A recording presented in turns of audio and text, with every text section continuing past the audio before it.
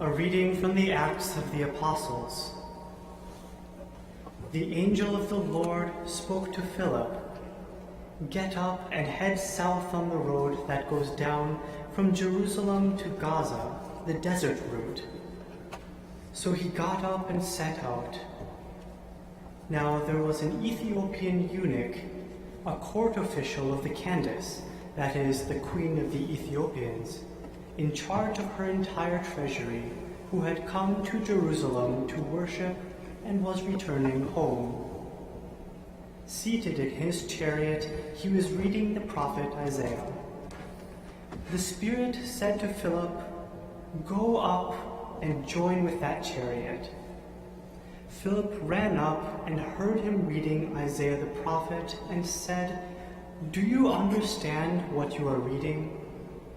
He replied, "How can I, unless someone instructs me?" So he invited Philip to get in and sit with him. This was the scripture passage he was reading. Like a sheep, he was led to the slaughter, and as a lamb before its shearer is silent, so he opened not his mouth. In his humiliation, justice was denied him. Who will tell of his posterity?